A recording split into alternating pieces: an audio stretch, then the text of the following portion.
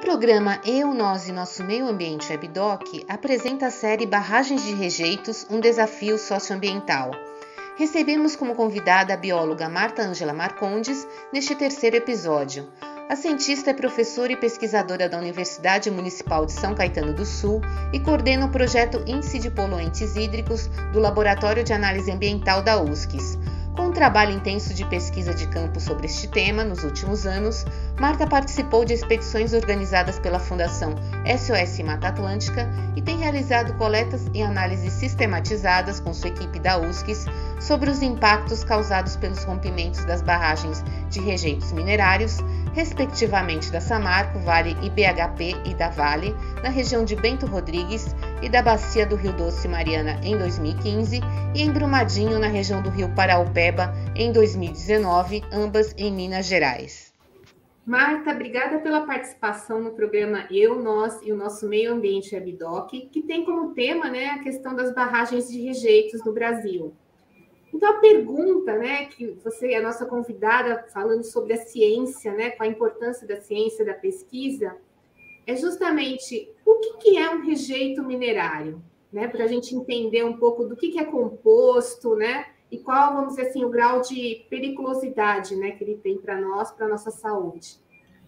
Sucena, primeiro eu quero agradecer o convite, o espaço para a gente poder falar um pouquinho do nosso trabalho, que é um trabalho científico, porque nós temos aqui o nosso laboratório de análise ambiental e que o objetivo desse laboratório é justamente fazer pesquisa de diversos tipos de poluentes que existem dentro dos corpos d'água, Então, inclusive eu estou aqui no laboratório, um rejeito de mineração é aquilo que sobra do processo da extração de minério de ferro ou qualquer outro tipo de minério, que pode ser ouro, pode ser bauxita, pode ser mesmo uma rocha, como mármore ou como granito.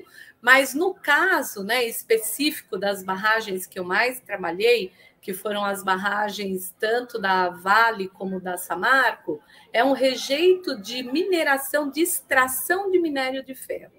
Então, como é que você faz essa extração? Normalmente, eles utilizam jatos de água, que batem naquela rocha, no local onde tem o minério de ferro, e esse jato de água ele vai extraindo aquele minério de ferro.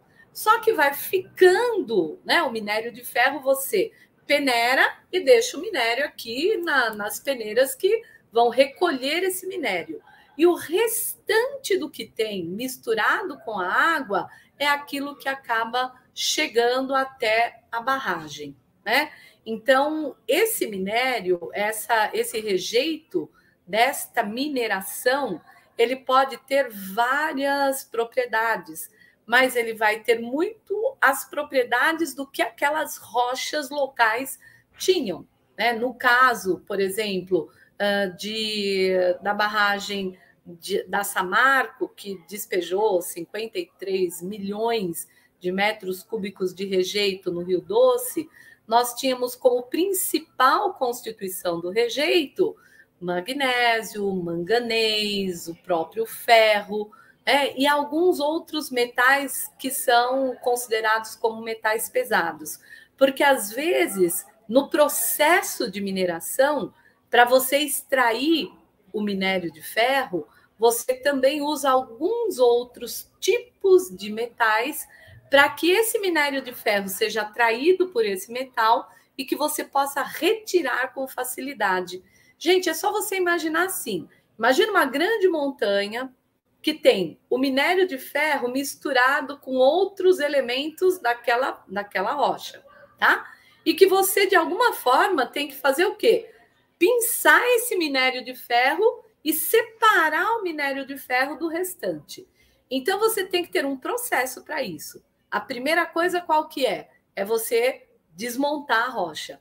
A segunda coisa qual que é? É você fazer com que esse minério de ferro ele seja retirado né, dessa mistura toda e seja separado. Então, às vezes, para essa separação, você usa outros metais que atraiam, né, o minério de ferro e que esses metais que são prejudiciais à saúde, como mercúrio, cádmio ou qualquer outro metal, e parte dele vai ficar aderido ali no minério de ferro, parte vai ficar junto com o rejeito.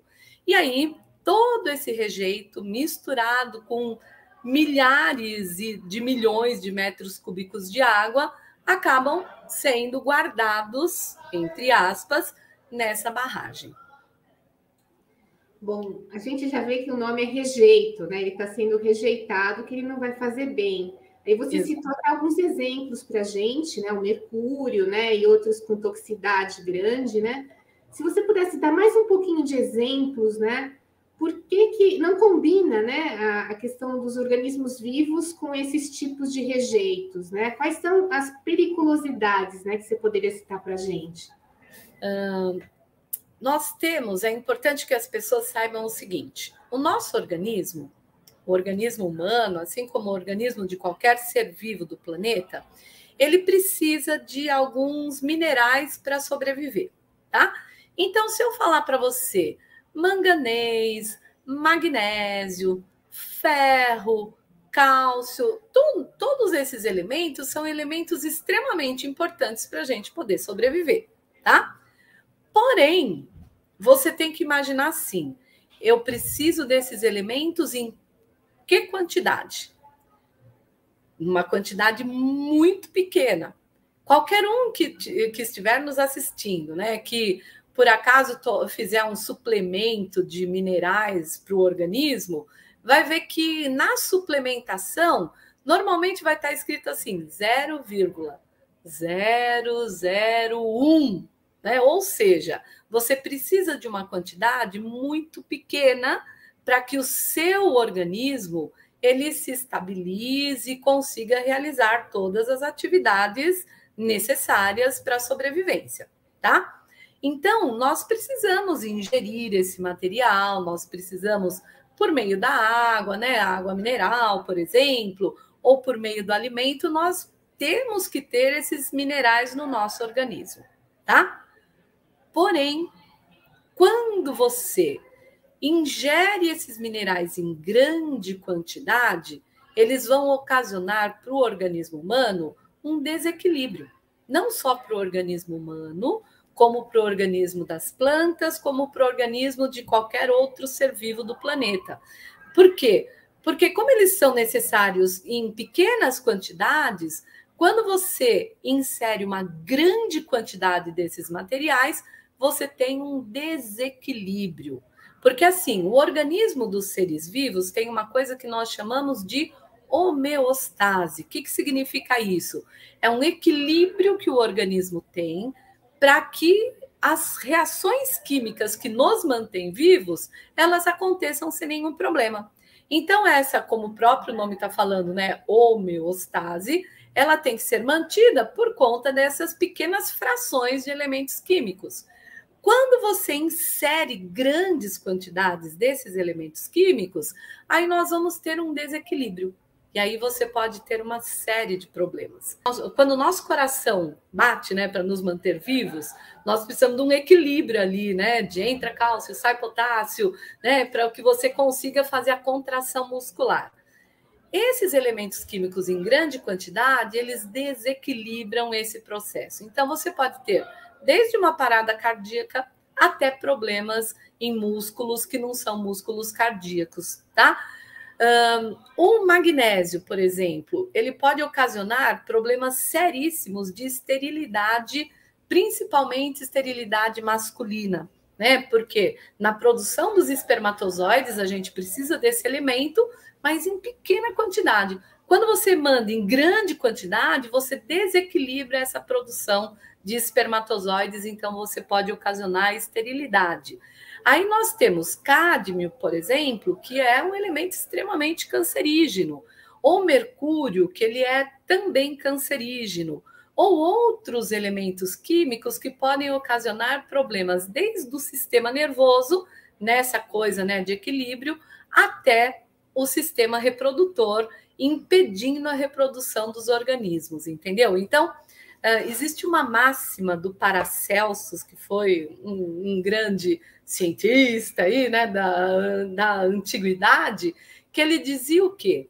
Que a diferença entre o medicamento e o veneno é a dosagem, tá? Então a gente tem que pensar isso, porque o magnésio, como eu falei, é extremamente importante. Mas qual a diferença desse magnésio no nosso organismo? A dosagem que você recebe, entendeu? Então, tanto, Sucena, que quando nos nossos relatórios a gente colocava as quantidades, né, desses elementos químicos e nós discutíamos tanto com as equipes da Samarco como da Vale, eles nos falavam, mas vocês não podem falar que esses rejeitos são tóxicos. Eu falei assim, você tem razão até um ponto, né? Eles não são, porque magnésio, manganês, cloro, cálcio, isso não é tóxico. Porém, o grande problema foi a quantidade que foi jogada nesse rio. E essa grande quantidade, se é o ser humano, nós temos ainda a opção de não tomar aquela água. Mas o Rio Doce, ele passa por dentro do Parque Estadual do Rio Doce. E uma das vezes que nós estávamos circulando por ali, nós vimos um jovem de lobo-guará. E esse jovem em processo de reprodução, ele não tinha opção de água para tomar. A única água que ele tinha para tomar era aquela água do Rio Doce cheia de rejeito. Então, esse jovem que está num período de reprodução de uma espécie ameaçada de extinção, ele pode ter o quê? Ele pode ter um processo de esterilidade e, a partir daí, ele não se reproduzir mais. Então, nós já temos um problema, que é a extinção desse bicho, e mais esse problema ainda desses animais, desses jovens, né, machos, jovens em período de reprodução, não se reproduzirem mais por conta desse material que está nesse rio. Não sei se deu para entender qual é essa relação, porque não precisa, Sucena, não precisa nem ter mercúrio, nem cádmio, nem nada. O ferro em grande quantidade, magnésio em grande quantidade, cloro em grande quantidade, cálcio em grande quantidade, manganês em grande quantidade, eles são prejudiciais, entendeu? E você não pode pegar uma garrafa de água, por exemplo, e encher, né, de minerais e ingerir essa água, que você vai ter todo um desequilíbrio no seu organismo. Tanto a gente não fala, olha, toma cuidado, quando você for tomar água mineral, dá uma olhadinha, né, no rótulo da água mineral e vê o quanto você tem de minerais nessa água. Não pode ter 0,1. Gente, é muita coisa, 0,1 miligrama. Gente, é muita coisa quando você fala num mineral. Ela tem que ser 0,001, entendeu? Para poder entrar num equilíbrio. Então, o que nós humanos ainda tínhamos a opção de escolher que água você vai beber? Algumas pessoas, outras não, né? Mas os bichos, eles não tinham opção. As plantas iam fazer a absorção daquela água com todo aquele rejeito. Por isso que nós temos, tanto no Rio Doce como no Rio Paraupeba, uma degradação ambiental sem precedentes. Porque não foi só o ser humano afetado. Nós tivemos uma cadeia alimentar afetada. Afetada por quem? Por conta dessa grande quantidade de materiais que não são tóxicos, né? Se você for falar, ele é tóxico dependendo da quantidade. Gente, nunca se esqueçam da frase do Paracelsus. A diferença entre o medicamento e o veneno é a dosagem. Então, se você pensar nisso, você vai falar assim, poxa, eu tinha 53 milhões de metros cúbicos de rejeito jogados no Rio Doce. Isso não é nenhum medicamento. Isso é um veneno, tá? E, Marta, eu gostaria que você contasse um pouco para a gente quais são as avaliações atuais, né? Até um pouco do histórico também, né? Do que foi feito, né, no Rio Doce, né? Com a questão de Bento Rodrigues, né? Uhum. E o que aconteceu também em Brumadinho, né? Rio Paraupeba. Qual foi o resultado, né, mais recente que vocês têm da situação, né, desses dois locais?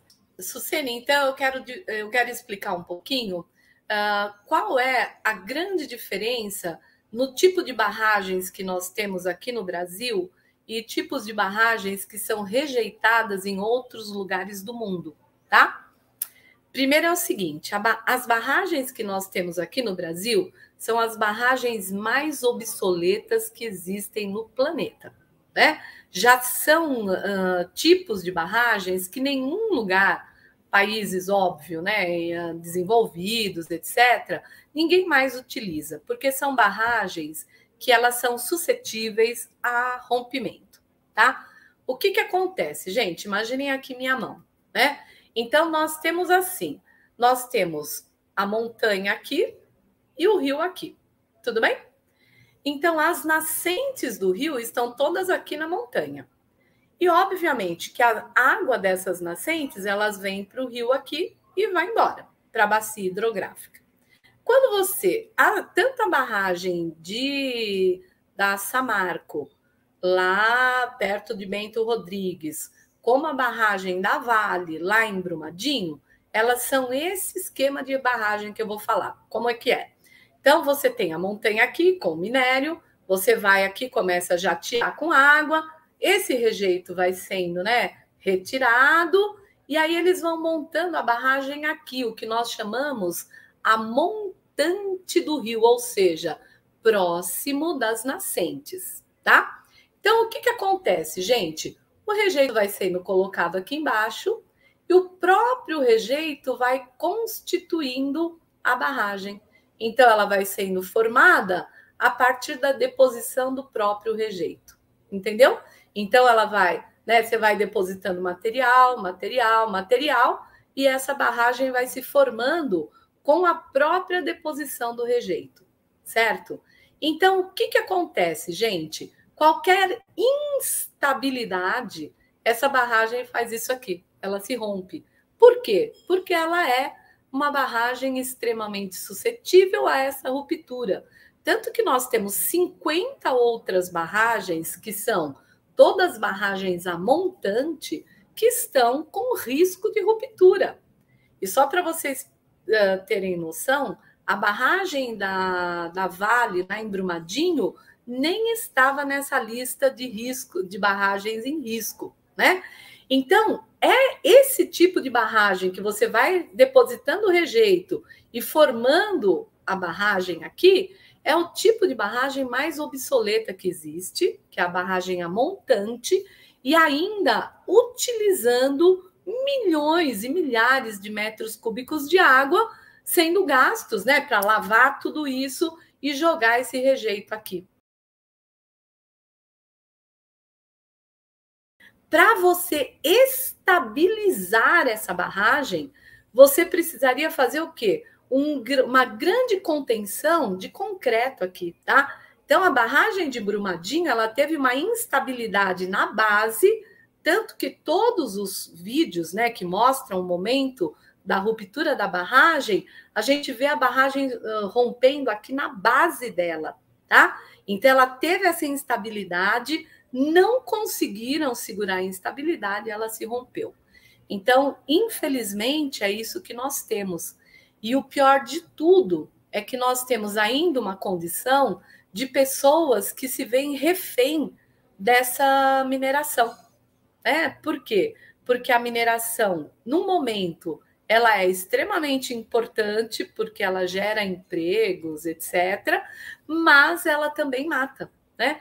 Então, as pessoas em Brumadinho e as pessoas de Bento Rodrigues e de todas as cidades ali ao longo do Rio Doce são pessoas que elas têm um grande problema hoje, né? Que, às vezes problemas até de saúde mental por conta disso, né?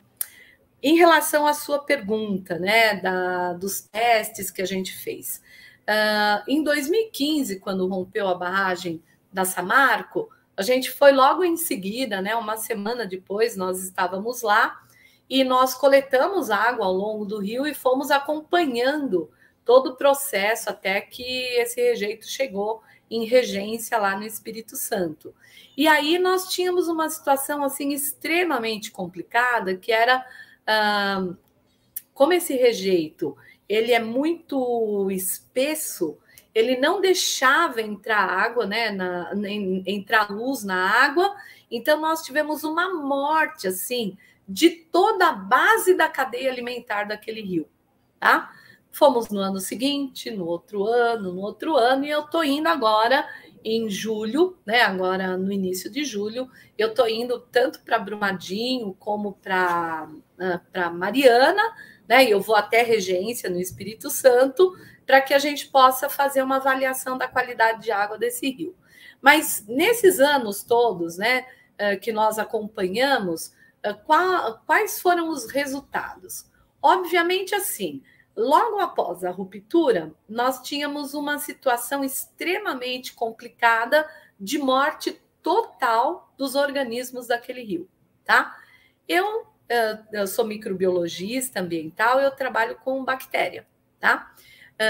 Em Brumadinho, quando nós fizemos a coleta ali, 4 dias depois da ruptura, nem as bactérias ficaram vivas. A gente fez um sequenciamento genético, porque eu trabalho com a questão de sequenciamento genético de organismos que tem no rio, e nem aquelas bactérias que a gente buscou pelo sequenciamento genético, elas existiam logo após a ruptura. Ou seja, o rejeito, ele fez assim, ó, vrum, ele veio e matou tudo que tinha no caminho, tá?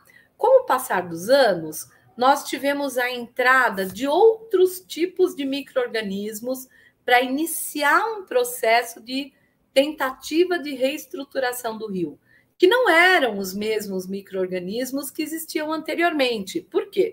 Porque aqueles que existiam anteriormente morreram todos. Nós temos um rejeito depositado no fundo do rio, porque parte do rejeito ele foi, né, com a correnteza do rio, e boa parte do rejeito ele se deposita no fundo, porque é um rejeito mais fininho e que ele não é arrastado, né, com a correnteza do rio, e ele acaba chegando no fundo. Então, nós temos hoje tanto o fundo do Rio Paraupeba, fundo e margens, né, como fundo e margens do Rio Doce, com o depósito desse rejeito. E agora os rios estão, né, tentando se reestruturar de uma outra forma, é o que a gente fala, né, se reinventando, para tentar fazer com que nós tenhamos uma cadeia alimentar que possa trazer novamente peixes e aves e outros organismos para aquele rio. Sucena, se você perguntar para mim assim, quanto tempo isso vai demorar, eu não sei te falar, tá? Se você perguntar para mim assim, o Rio Doce ainda tem muito rejeito, eu vou te falar muito, né? Não aquela quantidade toda que tinha em 2015, porque boa parte dela acabou chegando em Regência e foi para o mar. Eu acho que a maioria de vocês deve ter visto aquela mancha de rejeito avançando no mar ali em Regência. Mas o rejeito continua lá, mesmo porque a barragem que se rompeu, ela ainda recebe, né? Ela ainda está lá aberta e recebe rejeito de uma barragem maior ainda que está atrás. Então o rejeito continua caindo porque não parou a mineração, e o rejeito continua caindo no rio.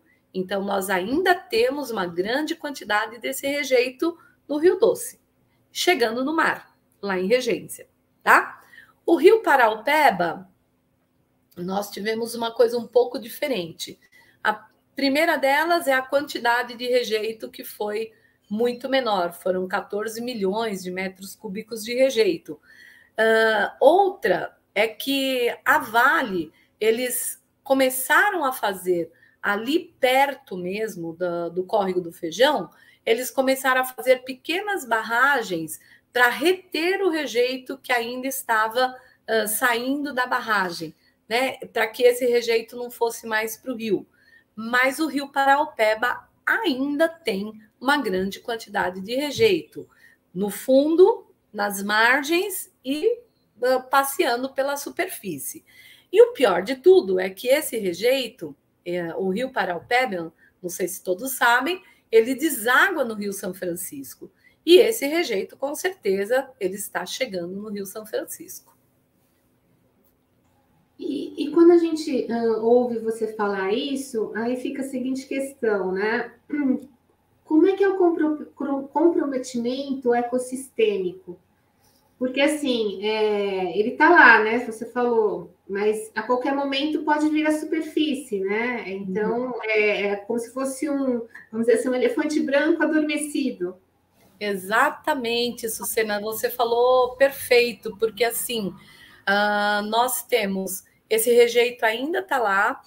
Em janeiro agora de 2022, nós tivemos grandes chuvas e enchentes, tanto na área de Belo Horizonte, como na área ali de Brumadinho, né? Que Brumadinho, eu não sei se todos sabem, mas faz parte dessa grande área da região metropolitana de Belo Horizonte, tanto que o Rio Paraupeba é uma bacia que a água do Rio Paraupeba ela era mandada para Belo Horizonte, né, para abastecimento e tal. Então, nós tivemos uma ressuspensão desse material todo, Sucena, né? Então, essa ressuspensão, ela trouxe novamente uma série de problemas para o abastecimento de água, né? E só para você ter ideia, esse ecossistema, ele está toda hora nesse risco, né? Por quê? Porque o rejeito ainda está lá. O rejeito não foi embora totalmente, ele está lá. Então, como ele está lá, qualquer tipo de movimento, grandes chuvas, enchentes, esse rejeito ressuspende e aí nós temos toda a problemática novamente da morte dos micro-organismos, que são aqueles que iniciam a cadeia alimentar de um ecossistema. É importante que as pessoas lembrem daquela aula de biologia, de ciências, né? Que as professoras e os professores falavam sobre cadeia alimentar. A cadeia alimentar é isso, né? Nós temos que ter o quê? Nós temos uma base da cadeia alimentar, que normalmente é feita por micro-organismos e organismos fotossintetizantes. E aí, a partir desses primeiros, é que organismos maiores vêm e comem, aquele maior come o menor, e assim sucessivamente, até você ter peixes, até você ter crustáceos, anfíbios, e até você ter aves que vêm comer esses animais, e aí você tem todo um ecossistema organizado, né? Um ecossistema que vai se manter. Quando você quebra essa cadeia alimentar, você acaba fazendo o quê? Matando todos os outros elos da cadeia alimentar. Sucena, nós encontrávamos aves com o papo vazio. Eu não sei se vocês sabem, mas a ave dificilmente fica com o papo vazio. Elas só ficam com o papo vazio quando elas estão morrendo de fome, tá? E muitas aves morreram de fome, né? Nós temos um estudo da Federal de Belo Horizonte, do pessoal de zoologia, falando das alterações genéticas que houve em anfíbios, por exemplo, né? Então, uma série de mutações desses anfíbios que ocorreram por conta desse material todo que foi jogado ali no rio. Então, nós ainda vamos ter muitas notícias, Sucena, infelizmente, nós ainda vamos ter muitas notícias não muito agradáveis por conta dos estudos que vêm acontecendo, né? A ciência, o que eu gostaria também de enfatizar aqui, a ciência ela tem um tempo dela, né? A gente não pode pensar que você vai ter resultados de um dia para o outro, né? Porque nós precisamos de séries históricas para você comprovar que as coisas acontecem, né? Então, a gente já tinha uma série histórica falando o quê? Olha, as barragens estão com problema. Então, a ciência já comprovava isso. A gente já tinha uma série histórica comprovando que todo local que tem barragem ou grandes empreendimentos são locais que sofrem muito, porque eles são locais que poderiam trabalhar com turismo e, de repente, você está trabalhando com uma dependência, né? Que é o que nós chamamos lá em Minas Gerais da minerodependência, entendeu? Então, o que acontece? Quando você tem, né, todas essas informações científicas avisando que elas não... Gente, que o caminho que não está correto, e que essas informações científicas não são levadas em consideração, você tem o resultado que nós tivemos tanto no Rio Doce como no Rio Paraupeba, tá? Então, o que é importante é que agora nós precisamos desse tempo da ciência para que nós possamos fazer essas séries históricas e comprovar o quanto que esse rio ele foi realmente danificado e de que maneira que a gente pode tentar reverter isso. Então, o papel nosso da universidade é esse papel de produzir as séries históricas, de divulgar as informações, de entregar resultados e comparar resultados com as empresas, né? Porque tanto a Vale como a Samarco, eles também têm um monitoramento da qualidade de água desse rio, que é a única informação que as pessoas que moram lá têm. Nós das universidades, nós somos o contraponto disso, tá? Nós estamos lá, nós realizamos os estudos e nós estamos entregando para as pessoas o estudo, mas numa linguagem que as pessoas entendam aquilo que está acontecendo. Porque também não dá para entregar para a pessoa, né? Você vai lá, fez o estudo, você chega e toma o relatório, né? E lê aí, vê o que você entende. Gente, como ver o que você entende? Não dá para fazer isso. Né? Você tem que pegar parâmetro por parâmetro e você tem que explicar o que está acontecendo. Então, se você olhar os nossos relatórios que estão disponíveis lá no site da Fundação SOS Mata Atlântica e vão, a partir de julho, estar disponíveis também no site da Universidade Municipal de São Caetano do Sul, porque a gente está organizando o nosso site, vocês vão ver que qualquer pessoa que veja, que leia aquele relatório, vai entender o que está acontecendo, tá? E nós fizemos questão de todas as pessoas, a gente enviar o relatório para as pessoas, discutir com as pessoas o que aconteceu. É a nossa contribuição da universidade, enquanto pesquisa. Bom, Marta, a gente está chegando nos momentos finais, né? É um assunto que não se esgota, né, de maneira alguma. E eu acho que, como você mesma falou, né, vai ter uma nova expedição, né, um novo comprometimento, novos resultados. Então, já fica um canal aberto. Então, eu agradeço um monte esse espaço. Vou convidar as pessoas que não assistiram ainda. Nós fizemos um documentário. A universidade, né, por meio do laboratório Hipermídia, fez um vídeo, né, um documentário breve, são 10 minutinhos só, que se chama Rio Doce, um curso modificado. Ele está disponível no YouTube e lá tem alguns depoimentos de moradores. Fazia 1 ano e 8 meses que tinha rompido a barragem, então dá para a gente ter um pouquinho a noção do que esses moradores passam, tá? E eu converso muito com o pessoal de Regência, porque ninguém fala, né, lá do final, ninguém fala da foz do rio, né? Porque, óbvio, foi Bento Rodrigues que foi detonado, as pessoas acabaram indo a óbito por conta disso, mas só que ao longo de todo o rio e na foz do rio nós tivemos graves problemas, né? Então, eu estarei em Regência com alguns líderes ali e nós vamos também, eles trouxeram já várias aflições, né, dessa foz do rio, como é que está, como que tudo isso modificou a vida das pessoas, tá? Então, eu espero que eu possa vir aqui, né? Primeiro, eu espero que eu tenha contribuído, né, com as informações, ter respondido as suas questões aí, suas aflições, e que eu possa, em breve, voltar com as novidades do que a gente vai ver naqueles 2 rios.